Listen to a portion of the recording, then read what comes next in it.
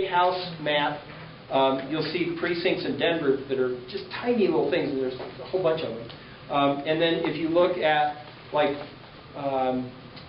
the Corey Gardner's House district out in eastern Colorado, it's bigger than some states. Yeah. Because there just aren't that many people.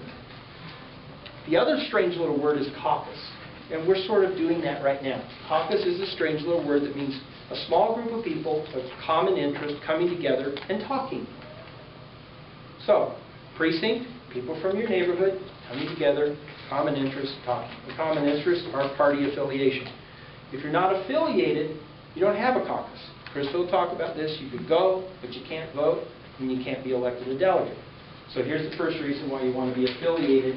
And in order to do that, Max talked about registration and changing your registration if you want to do that. And I believe the date is January 15th. So you go to caucus, like I was talking with Susan. You go to caucus, you've lined up 5 or 10 or 20 or 50 people to come vote for you. Or you found somebody else who knows way more about all this than you do, and you say, you know what, I want to go with you and I want to vote for you at caucus. That's what we're trying to educate you about right now is don't go to caucus and then have 2 or 3 or 4 slots available and have people you don't know stand up in a meeting and say, hi, I want to go to caucus and here's why. And you say, well, okay, all right. And then somebody else stands up and you vote for them and you don't even know who they are and they get elected as a delegate and there's no accountability there. Build the accountability right now, and what we are encouraging you to do is go to caucus, do some campaigning, take your votes with you. Just like all the other candidates who are walking into these assemblies, you walk into your precinct meeting with your votes and you stand up and say, I want to be elected to this, and let those people vote for you. If you don't do that, you're going to wake up Christmas morning and somebody else is going to have more gifts than you do. And that's the way it works. So, we come out of caucus, and the number one thing that we're doing there, well, from a party standpoint, if you want to do volunteer work, if you want to get more involved in your party, you might want to be elected as a precinct person, and Krista will talk about that. The thing that I'm going to continue to talk about are delegates. These are people that get to go to those higher assemblies and vote for candidates. So right now I'm going to skip past precinct leader. That's the volunteer position with the party. It's the lowest level of elected office in Colorado. It's in statute. It's a 2-year term. You hold that office for 2 years. Again, you get paid a whopping nothing.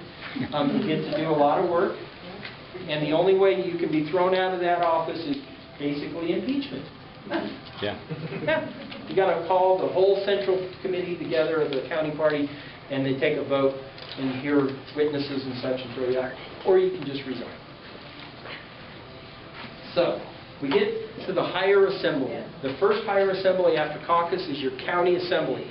This is where your sheriff, your coroner, your treasurer, your county commissioners, your clerk and recorder, those people who are running at your county level offices. This is like their big national convention, but it's at the county level. And some people will have streamers and banners, and they'll have people in t-shirts, and they'll be talking about, you know, how great these candidates are. And all of those candidates, say for a county commissioner race, they're going to be looking for 30% of the delegate vote to get on the ballot. If you get 30% or more, you get to go on the ballot. Whoever gets the most votes over 30% is the top line on the ballot. If you get 2 people who get more than 30%, then the highest vote getter is the top line and the second vote getter is the second line. If you get less than 30%, you go through assembly, then you've got to be careful. If you get more than 10%, and you get more than 10% and less than 30%, you can still go to the grocery store and say, would you sign my petition, and you can get on the ballot through petitioning. However, if you go to the county assembly, or any of these assemblies, and you get less than 10%, you're done. Law prohibits you from going any further in the process. So there's some risk in doing that. I was involved in a Senate campaign last year that 2 of the candidates, there were 4 at the assembly, and 2 of them didn't get 10%, they were done. So that does happen. The county assembly is very important because that is where you're going to have elections, at least in Douglas County, the way we do it. That is where you're going to have elections for those higher assemblies. The state assembly, sort of the crown jewel, your congressional district assembly, your judicial district assembly. Your state house and state senate districts, if they're single county, will generally happen there at the county assembly at that same day. But if you're a delegate elected out of caucus, then you get to go into that room and you get to stand for election for all those higher assemblies. Check with your county, because in Douglas, again, we elect people from caucus to the county assembly, and then we do the elections for the other assemblies, the higher assemblies. Other counties, they do all of those elections at caucus. So you want to understand how your county is going to do that. If you live in Douglas, we do it the right way, and not in it's up to the county party to decide how they're going to do it. Another note, I talked about precinct maps, and the county clerk makes those decisions. The Democrats and the Republicans use exactly the same precinct map. There's not a different map. The minor parties don't really do this. Our state statute dictates what we're talking about here for the major parties, but the minor parties, they can kind of wing it. They're probably not going to have enough people to have assemblies. They probably or rarely would have contested races. They're usually out trying to find somebody to run for a certain office. In Douglas County, about 4% of our registered voters are libertarian. There's 49 at the last count, American Constitutional Party. There's 76,000 Republicans. The ratio in Douglas County in round numbers is 50 Republican, 30 unaffiliated, and 20 Democrat. So we win big in Douglas County. It's not that way everywhere. We're blessed, if we're on the right side of the aisle, to be in Douglas County.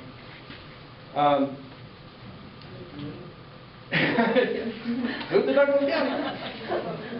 Yes. So you're going to the higher assemblies. In Douglas, you would go to the county assembly, you'd get elected. And Chris is going to talk more about how you do that. We come out of the county assemblies, and then we're on to the next level. May of an even year, we would go to congressional district assemblies down in the 6th. This is going to be something of a formality. Someone will stand up and say, Mike Kaufman. Somebody will say second, acclamation, we're done, we go home.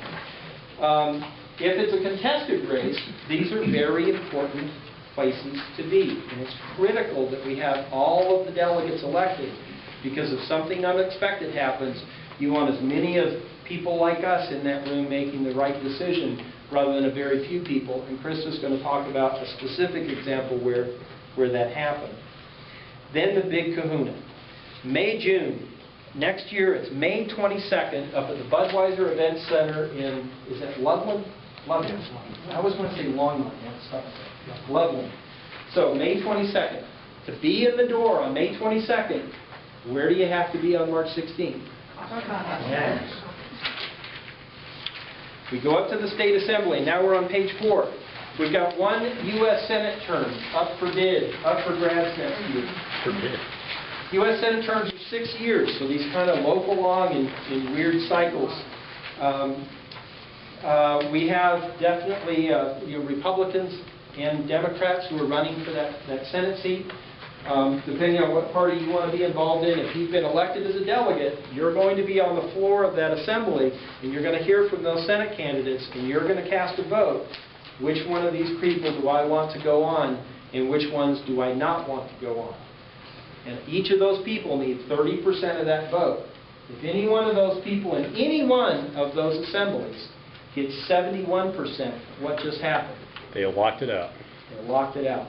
What happens if they get 91? They really locked it out. They really locked it out. It means that anybody else that was at that assembly can't even petition them. And that doesn't happen very often. But this is the kind of sway that you have if you're one of those few people elected to be a delegate to those higher assemblies. It's very important. Governor and lieutenant governor, these are 4-year terms.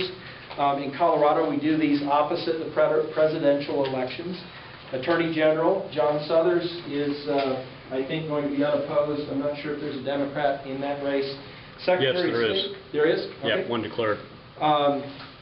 Secretary of State. I'm going to be a little bit partisan here because there's a great story. Anybody know who Laura Bradford is? Yes. Chrissy, you can't. Shh. Anybody else? Okay. Laura Bradford is this titan in Colorado politics, and she's a giant.